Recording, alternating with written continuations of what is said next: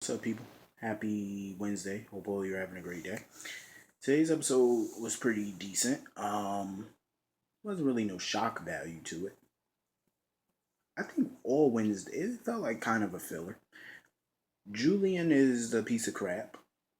Um, I just think all of this is just gonna blow up in his face when Alexis finds out that he's back in the mob, or that he maybe have never even left the mob to begin with.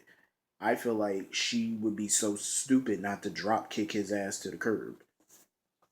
Like, seriously, he's not only lying to you, but he's putting your family in danger. He's putting your career in danger.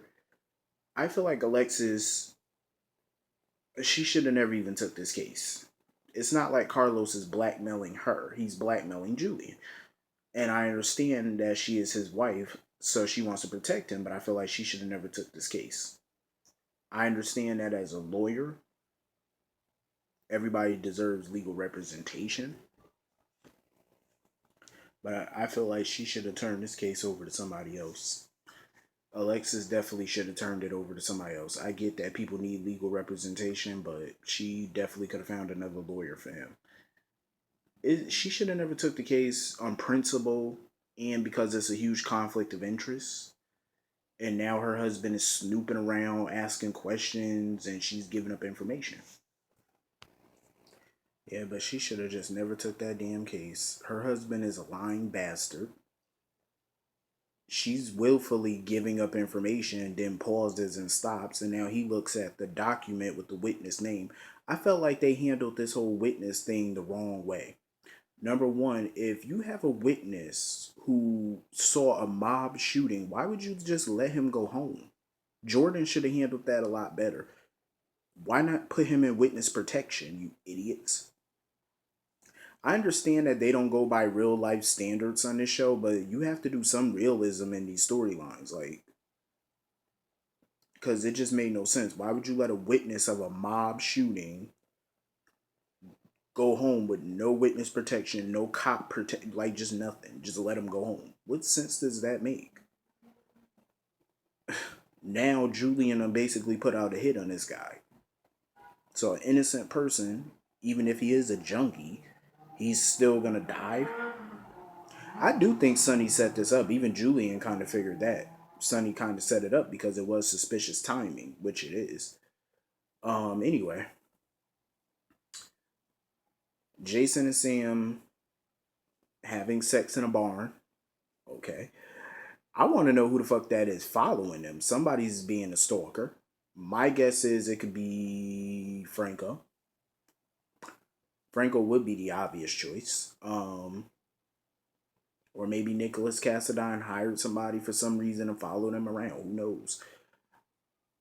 Maybe we will get to the bottom of it. Maybe we won't. Who knows? Um, Never really know on this show. Um, what else happened? Hayden and Curtis.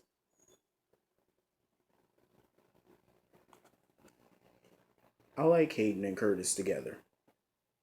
My thing is, Hayden, I'd rather she be a Hellcat because with Helena gone, we need somebody to raise some hell.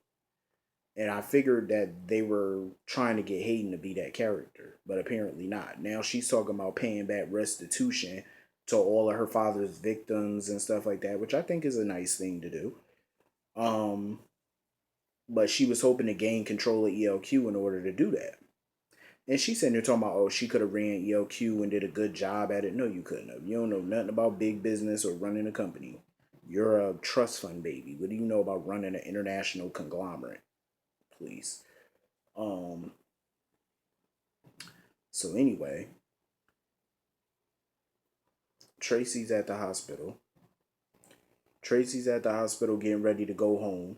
Um, she's still trying to get um Finn to stay in town or whatever. And that's when she had called Hayden over or whatever. So Hayden comes over to the hospital and Tracy fires her. Basically, Tracy wanted to gloat and humiliate Hayden. Um, And that's when Hayden stormed out and bumped into Finn. And Finn recognized her. And he was pissed because her father swindled a clinic that his friend, that a very close person to him, died in because they lost the funding that could have saved that person's life. So he's pissed about that. Um, and Hayden or whatever said she wanted to pay restitution, of course, but she don't got the money, so she went back to the floating rib. And Curtis told her, "Oh, you hit rock bottom, so there's no, you can't get any worse. Like your life can't get any worse."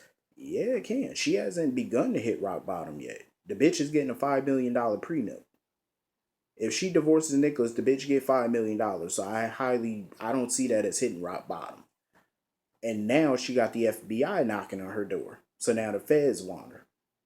I feel like if Hayden really didn't know what her father was doing, should she have to pay for that? No. But if she actually did know what he was doing and she turned a blind eye to it because she was getting money, then yeah, I think she should have to pay. But anyway, I like Dylan and Kiki together. I do. I saw the chemistry. I was actually intrigued by their conversation. It didn't really bore me.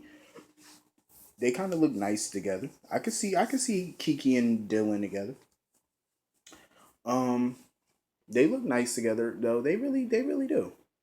The chemistry is definitely there. I don't know about everybody else because everybody else is probably gonna be like, no, keep them apart. But I see chemistry with them. I could see them going dating for a while. Marriage, no, not really, but dating, yeah.